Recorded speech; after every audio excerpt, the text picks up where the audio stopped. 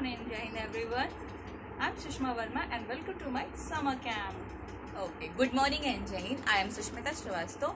So which activity is today? Today is puppet show. So let's start our puppet show. So today we are going to narrate a Hindi story and the story name is ईमानदारी का इनाम। बहुत समय पहले की बात है, किसी गांव में बाबूलाल नाम का एक पेंटर रहता था। वह बहुत ईमानदारी से अपना काम करता था, मतलब वो बहुत ईमानदार था। पर गरीब होने के कारण वह घर घर जाके पेंट का काम किया करता था। उसकी आमदनी बहुत कम थी। वह बहुत मुश्किल से उसका घर चलता था। पूरा दिन मेहनत करने के बाद भी वह सिर्फ 2 वक्त की रोटी ही जुटा पाता था। वह हमेशा चाहता था कि उसे कोई बड़ा काम मिले जिससे उसकी आमदनी अच्छी हो, पर वह छोटे छोटे काम करके भी बहुत खुश रहता था और वो बहुत छोटे छोटे काम करने के बाद भी हमेशा लगन और ईमानदारी से अपना काम करता था। छोटे छोटे काम भी वो लगन और ईमानदारी से करता था। एक दिन उसे गांव के जमींदार ने बुलाया और कहा, सुनो बाबूलाल, मैंने तुम्हें यहाँ एक बहुत जरूरी काम के लिए बुलाया है, क्या तुम वो काम करोगे? तो बाबूलाल बोलता है, जी हुजूर, मैं जरूर करूँगा, बताइए क्या काम है? जमींदार बोलता है, मैं चाहता हूँ कि तुम मेरी नाव पेंट करो और ये काम आज ही हो जाना चाहिए। तो बाबूलाल बोलता है कि जी हुजूर, ये काम आज ही हो जाएगा। नाव पेंट करने का काम पाकर बाबूलाल बहुत खुश होता है। तभी जमींदार बोलता है, अरे वो सब तो ठीक है, पर पहले ये तो बताओ कि इस काम के पैसे कितने लोगे? बाबूलाल बोलता है, वैसे तो इस काम के 1500 लगते हैं, बाकी आपको जो पसंद आए आप वो दे दीजिएगा। फिर जमींदार बोलता है, ठीक है, तुम्हें 1500 मिल जाएंगे, पर काम अच्छा होना चाहिए। बाबूलाल बोलता है, जी हुजूर, आप चिंता मत करिए, आपको काम बहुत अच्छा ही मिलेगा। जमींदार उसे अपनी नाव दिखाने नदी के किनारे ले जाता है। ठीक है, नाव देखने के बाद बाबूलाल जमींदार से थोड़ा समय मांगता है और अपना रंग का सामान लेने चला जाता है। सामान लेकर जैसे ही बाबूलाल आता है, वो नाव को रंगना शुरू कर देता है। जब बाबूलाल नाव रंग रहा था, तब उसने देखा कि नाव में तो छेद है और सोचा, अगर इसे ऐसे ही पेंट किया तो ये नाव डूब जाएगी। पहले एक काम करता हूँ, इस छेद को ही भर देता हूँ।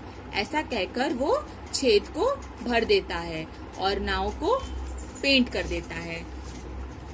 फिर वह जमींदार के पास जाता है और कहता है, नाव का काम पूरा हो गया है, आप चलकर देख लीजिए।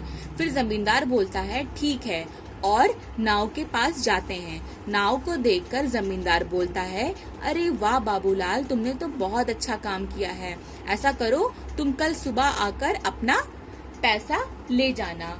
और फिर वे दोनों अपने अपने घर चले जाते हैं। जमींदार के परिवार वाले उसी नाव में एक दिन घूमने जाते हैं। शाम को जमींदार का नौकर रामू, जो उसकी नाव की देखरेख भी करता था, छुट्टी से वापस आता है और परिवार को घर पर ना देखकर जमींदार से परिवार वालों के बारे में पूछता है। जमींदार उसे सारी बात बताता है। जमींदार की बात सुन के रामू चिंता में पड़ जाता है। उसे रामू को चिंतित देखकर जमींदार उससे पूछता है, क्या हुआ रामू, ये बात सुनकर तुम परेशान क्यों हो गए? रामू बोलता है, सरकार, उस नाव में तो छेद था। यह सुनकर जमींदार भी परेशान हो जाता है।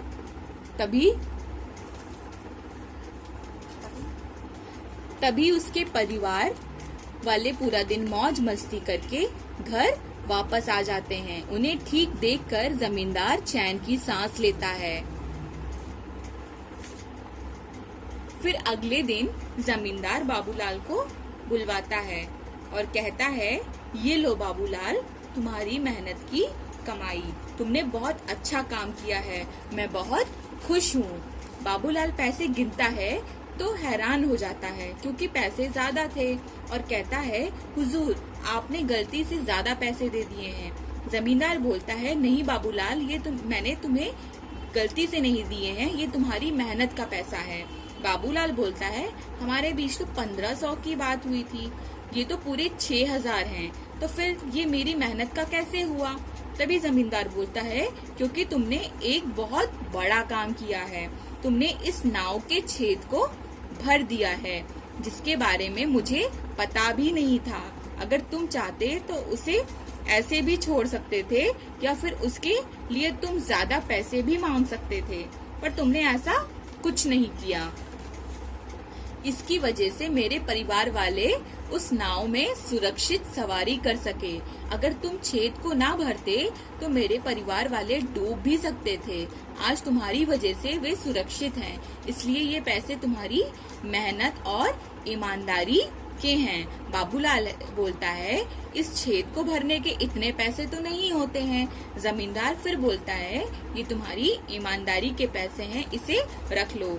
जमींदार की बात सुनकर बाबूलाल बहुत खुश हो जाता है और उसका धन्यवाद करता है, और पैसे लेकर वो खुशी खुशी वहाँ से चला जाता है।